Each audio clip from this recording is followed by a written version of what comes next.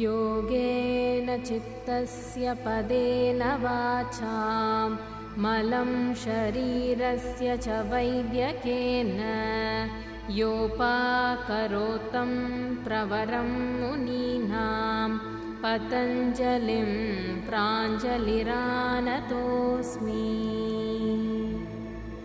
आबाहुपुरुषाकारं शङ्खचक्रासिधारिणं सहस्रशिरसं श्वेतं प्रणमामि पतञ्जलिम्।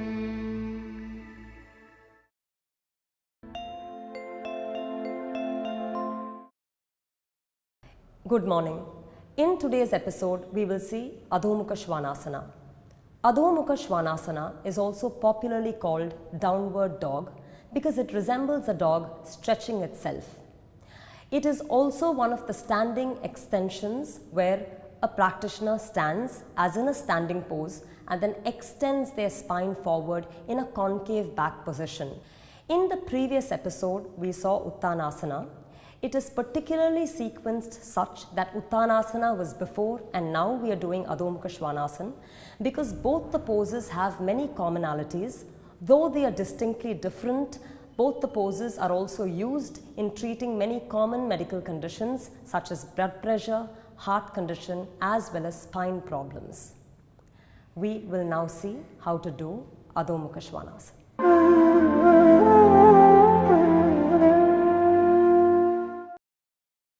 We will now run you through the instructions of how to do Adhomukha Svanasana. In the previous episode, we saw Uttanasana and this pose, this asana will start with Uttanasana. Starting from Tadasana, like with all standing poses, the practitioner bends forward to Uttanasana. We'll start with the feet and toes together, knees and thighs back, kneecaps locked, quadriceps lifted. Roll the shoulders sharply back, pull the back ribs in and raise the chest well up, hands by the sides of the thigh. From there, you will have to place the hands back on your waist and move forward into Uttanasana, elongating the spine, engaging the dorsal and placing the hands shoulder width apart in front of the feet. There, pull the dorsal in, push the thigh back, to make sure you're already engaging the way it should be in Uttanasana. The palms should not be too wide or too narrow and therefore it's important to keep the palms exactly as per the width measurement of the shoulder. Pressing the palms down, you walk back one leg after another generously such that the distance between the feet and the legs are a minimum of 4.5 feet apart. It shouldn't be too short or too long, but it's important to have a crisp, generous opening between the arms and the feet. The weight should be such that between the palms and the leg, there should be an even distribution of weight from where you build the pose. Pressing the entire palm, the wrist, the center of the palm, and each one of the phalanges, the sole of the palm is well pressed. The upper arm is sharply ascended into the socket in such a way that the length of the upper arm gives the liberty for the whole spine to be released upward and backward. Initially, the heels are kept at a 45-degree angle up. The heels should be not too up or too down, at a 45-degree angle up. Pressing the palms, you have to lengthen the side of the body and make sure every vertebra has a capacity to lengthen one away from the other sharply back. The hip should not fall over the lumbar spine. The hip should be pulled back. In order to do that, it's important to slightly bend the knee, sharply rotate the thigh such that the thigh rotates from the back inner thigh to outer thigh and from the front out to in. The entire thigh must go through a circular rotation with which the hip is lifted, the knees are engaged backwards, the quadriceps are sucked upwards, the quadricep is pushed back in such a way that the back of the thigh spreads and opens. The shin should go back sharp, and from the toes, the metatarsals you should lengthen into the heel. That is, I mean that from the toes you should find an access point to the backmost part of the heel, such that the back of the leg becomes completely in your awareness. From there, moving the hips and thighs back, you have to take the dorsal, as in back middle ribs, sharply in without compromising the length of the spine. So spine tall, at the same time dorsal in. Finishing that, you will step forward one leg after another in Uttanasana and then stand again in Tadasana.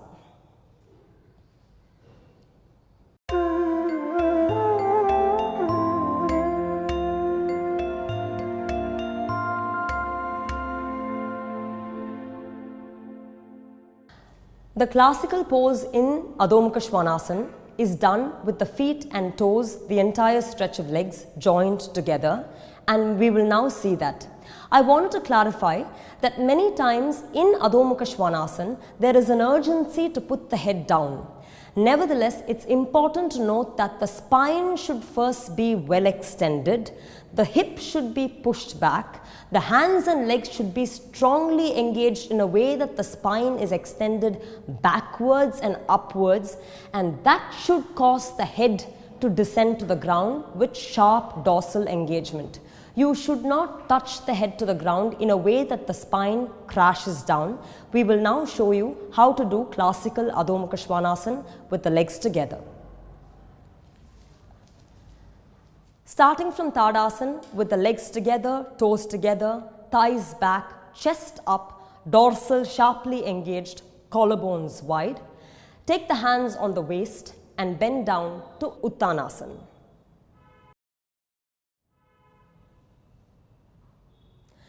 Keeping the hands shoulder width apart, you step back with your right and left leg with the legs together joined as in Tadasana. Initially, it's important to keep the heel at a 45-degree angle and not to place the heel down. And I'll show you why.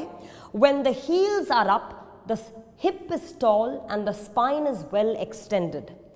But when the heel is dropped to the ground, it can so happen that the spine shortens and crashes. In Adhomukha Svanasana, it is all about the lengthening of the spine, and therefore initially, until a beginner gets used to the pose with adequate practice, it's important to keep the heel up at a 45-degree angle. Pressing the palms well, you will have to elongate the spine in such a way that the upper arm moves sharply to the socket, and from the side of the body you should lengthen through the side of the hip.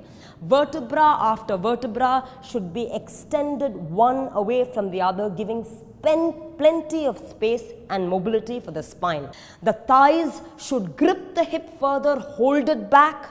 The thighs quadriceps should be pulled back, gripped back. The knees should be back.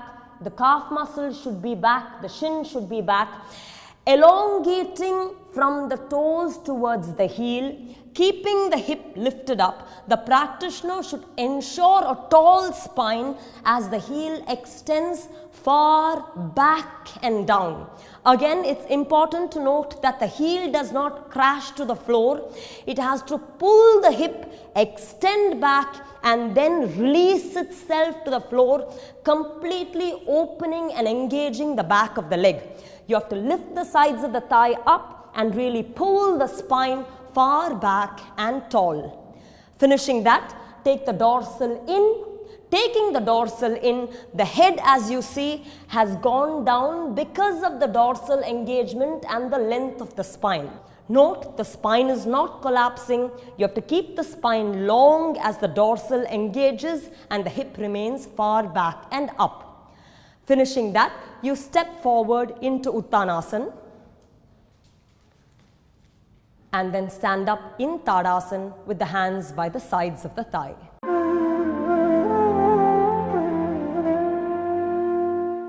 We will now show you some of the common obstacles that students face and ways by which props can be used to alleviate those problems.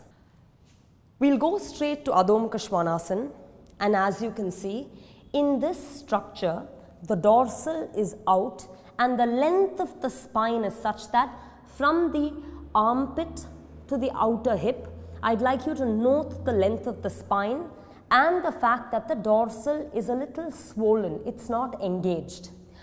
I would ask the practitioner to hold the mat on either side, strongly grip the mat and stretch the mat away from the foot. The foot is back, so the mat has to be pulled forward.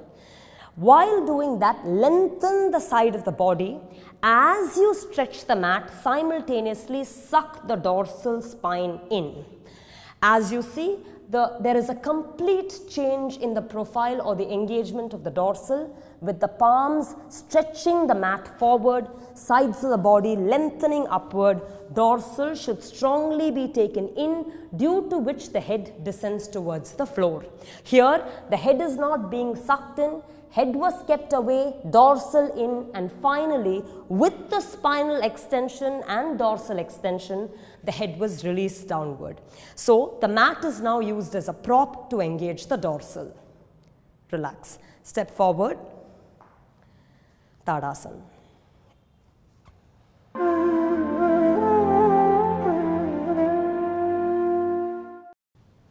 We will now talk about some of the common difficulties that a practitioner may face with both the length and alignment of the spine. Here is an Adhomukha Svanasana.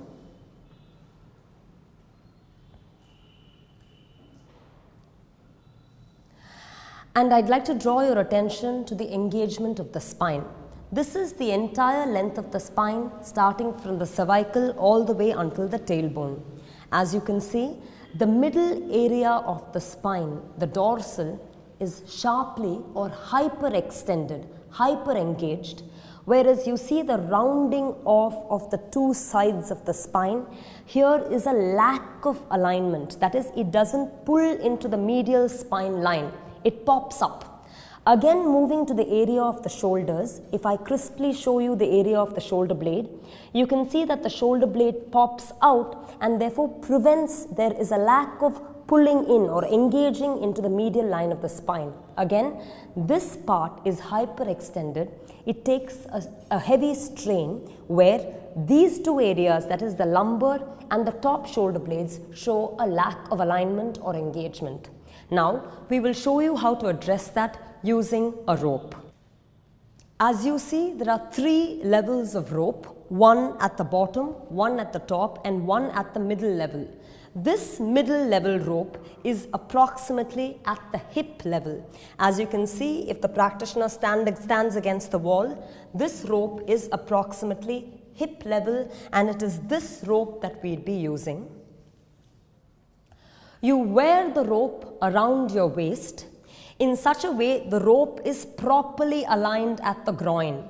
Now, this rope, where the rope moves to the abdomen, is absolutely incorrect and should not be done. The rope should be placed at the groin, firmly adjusted at the groin, and then a practitioner should step forward until it's tight and will not slip. As you see, once it's loose, it may lose its placement. So you have to walk forward until the rope is firmly placed, and then you bend over. Placing your hands down, you walk your feet back to the wall on either side of the bottom hook, so the legs here too are hip width apart, and then you have to walk your hands as forward as possible.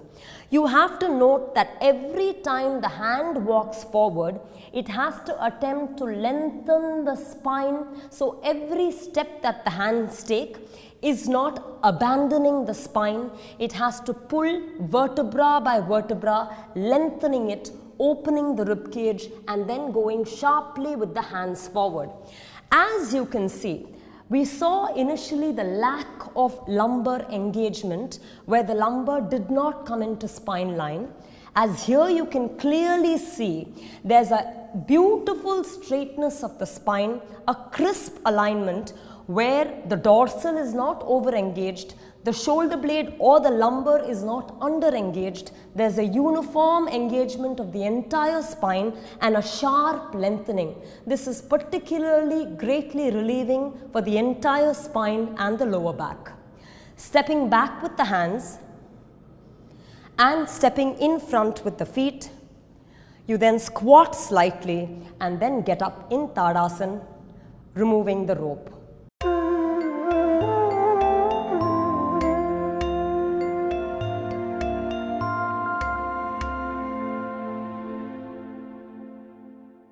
As we mentioned even in the previous episodes, there are 4 standing poses with forward extensions that we have seen in this 26 episode series, which are Prasarita Padottanasana, Parshvottanasana, Uttanasana and Adhomukha Svanasana. All these 4 poses have active phases as well as restorative phases. In the restorative pose, it provides a great amount of relaxation and rejuvenation for the entire body. Conditions of fatigue, anxiety, stress are also relieved. The heart as well as the ventricles of the heart are also de-stressed. We'll see 2 ways of doing the restorative pose in Adhomukha Svanasana.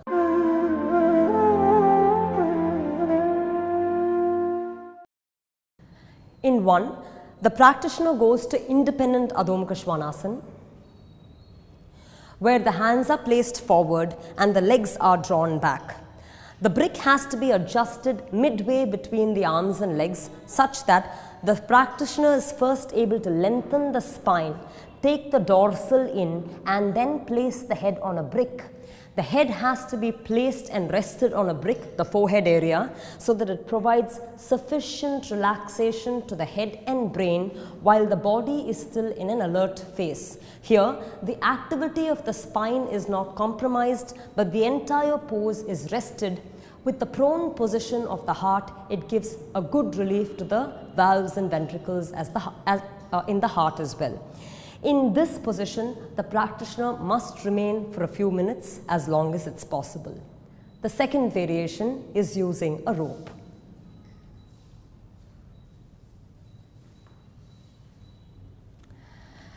Here the practitioner will use the rope as discussed previously. The legs are placed equidistant from the hook. The spine is lengthened, taking the hands forward, and then once again taking the dorsal in, the forehead is rested. As you see, because the rope holds you back, there is a good lengthening of the spine, so the alignment and length of the spine are not compromised. At the same time, the head is relaxed and rested, due to which it serves as a potent rejuvenating pose. Staying there for some time, going from seconds, building to minutes, the practitioner then releases from the pose, stepping forward with the legs, back with the hands, and then standing up. Having shown how to use a rope for Adhomukha Svanasana, we will now tell you why a rope is used. A rope offers a particular traction where the hip is held back. The hip is not in a position to fall over the lumbar spine at all. The hip is tractioned and held back, with which the spine travels freely forward. So one end of the spine at the hip is held back, against which the spine anteriorly lengthens forward. We will show you the same action without the rope to explain how a rope actually functions. The practitioner will now go into Adhomukha Svanasana. Moving to Adhomukha Svanasana, I place my hand over the area where the rope goes. When I pull it sharply back, you can see the length which is acquired when the hip is pulled back. This is what a rope does. When I drop it, the spine comes crashing down. And therefore, the rope acts as a very important prop to provide traction to the hip, upon which the spine greatly lengthens. Once again, without which the spine can collapse. Coming out of the pose, we use a rope to educate a practitioner, raise their awareness as to how an asana must be done. Using a rope, you get an understanding with which a practitioner then should perform and practice the classical asana.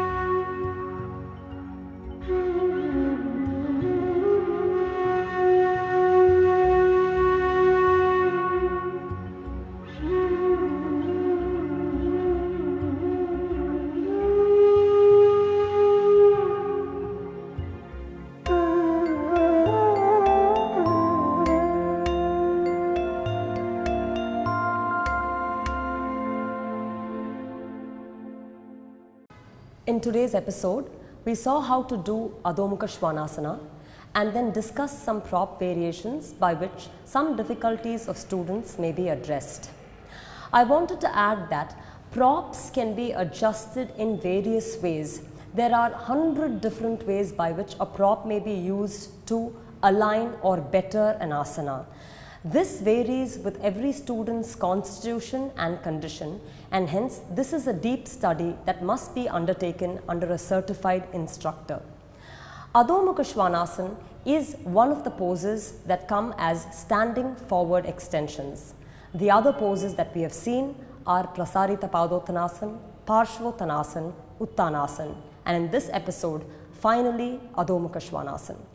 These are poses in which the spine extends forward, establishes a clean concave back positions and on which the hip is strongly held back. In all these poses, there are active variations as well as passive variations. Adhomukha Svanasana is a quintessential pose and hence must be practiced every day. It is for this reason that Adhomukha Svanasana is also introduced or incorporated in Surya Namaskara so that practitioners can practice it regularly. Like Uttanasana, Adhomukha Svanasana greatly helps release stress on the heart. The ventricles as well as the valves are de-stressed in Adhomukha Svanasana. Also, because the spine goes through a full extension, conditions of the spine such as disc prolapses, disc herniation, disc desiccation, all these conditions are greatly alleviated. Particularly Adhomukha Svanasana is a boon for spine patients, people with spinal problems. Also, in these set of asanas where the head is down and the hip is higher up, they greatly help the immediate practice or are a mandatory precursor for inversions, because in inversions, be it Shirshasana or Sarvangasana, the head is lower and the hip is higher. So through the regular practice of standing forward extension, one can successfully prepare themselves for inversions. In the upcoming section, we will see sitting poses. We will start with Dandasana in the next episode. Thank you.